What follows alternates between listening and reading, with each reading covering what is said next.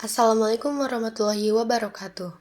Halo, selamat pagi anak-anak. Kita bertemu lagi di pertemuan kali ini. Hari ini kita akan mempelajari tentang descriptive text.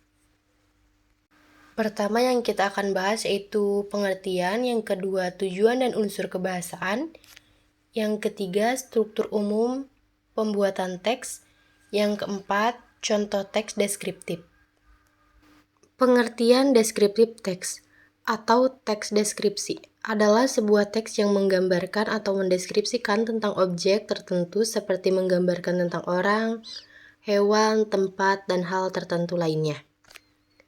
Deskripsi atau penggambaran tentang suatu objek ini bisa bersifat bentuknya, ciri fisiknya, warna, baunya, penampilannya, keadaannya, dan lain sehingga orang yang membaca akan mendengarkan deskripsi tersebut dapat membayangkan. Tujuan purpose atau tujuan dan descriptive text adalah untuk menggambarkan, mendeskripsikan suatu objek tertentu, baik berupa orang, binatang, benda, tempat, dan sebagainya. Sehingga orang yang membacanya bisa membayangkan objek tersebut. Misalnya, jika ada orang yang menuliskan deskripsi teks tentang suatu pantai dan menggambarkan pantai tersebut baik dari keindahannya, fasilitasnya, pemandangannya, dan dengan jelas, maka orang yang membaca teks tersebut akan bisa membayangkan pantai tersebut seperti nyata dan seolah-olah menikmati pantai tersebut walaupun kita belum pernah ke sana. Ciri-ciri deskriptif teks atau unsur kebahasaan. Dalam menulis deskriptif teks ada beberapa hal yang perlu diperhatikan yang menjadi ciri khusus atau bisa disebut sebagai unsur kebahasaan, language feature dari teks deskripsi. 1. Simple present tense. Deskriptif teks biasanya menggunakan simple present tense karena menceritakan suatu kebenaran atau menggambarkan hal yang sebenarnya tentang objek tersebut. Yang kedua, penggunaan adjektif atau kata sifat. Dalam menggambarkan suatu objek, pastilah kita menggunakan kata sifat untuk menjelaskan sifat-sifat dari suatu kata benda atau non dari objek yang digambarkan. Misalnya indah, ganteng, besar, dan sebagainya. Yang ketiga, objek tertentu. Spesifik objek partisipan. Objek yang digambarkan dalam teks deskripsi biasanya hanya satu saja. Misalnya kita mendeskripsikan orang yang bernama Sani, yang kita cukup membahas tentang Sani mulai dari sifatnya, fisiknya, pekerjaannya, dan lain sebagainya. Bukan orang lain. Lagi contohnya lainnya kita mendeskripsikan tentang Gor Purwokerto yang kita hanya menggambarkan tentu tempat itu saja, bukan yang lain. Untuk memudahkan membuat deskriptif teks, sebaiknya kita membuat draft atau konsep terlebih dahulu. Draft atau konsep ini digunakan agar kita mudah menentukan isi setiap paragraf, sehingga deskriptif teks akan lebih runtut dan struktur. Draft atau konsep yang pertama, identification, ada judul, description, ada asal dan nama, ciri fisiknya, makanan, kebiasaan, kesan.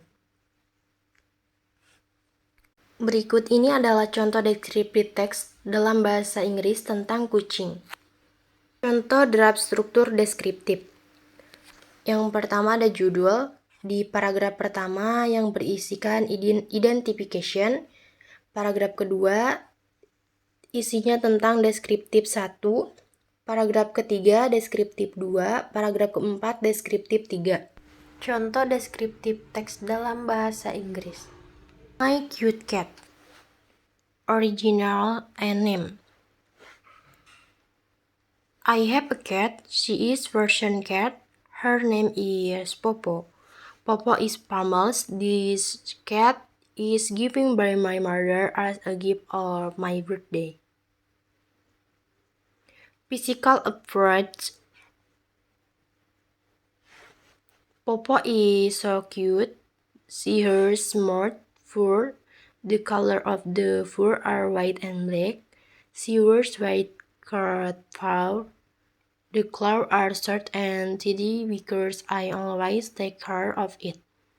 I usually flay her tail because of its curtains. The tail has so smooth fur.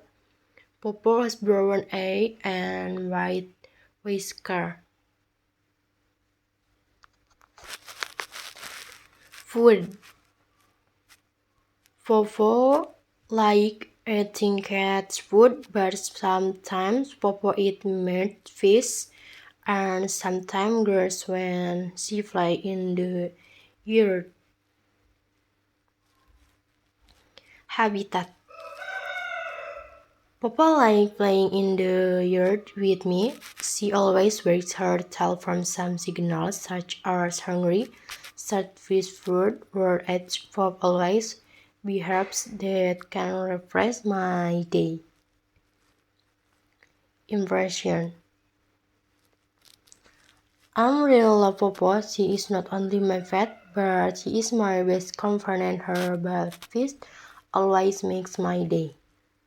Apakah kalian sudah mengerti apa yang barusan sudah dijelaskan? Jika kalian sudah mengerti, maka kerjakan lembar kerja yang sudah saya bagikan. Thank you and wassalamualaikum warahmatullahi wabarakatuh.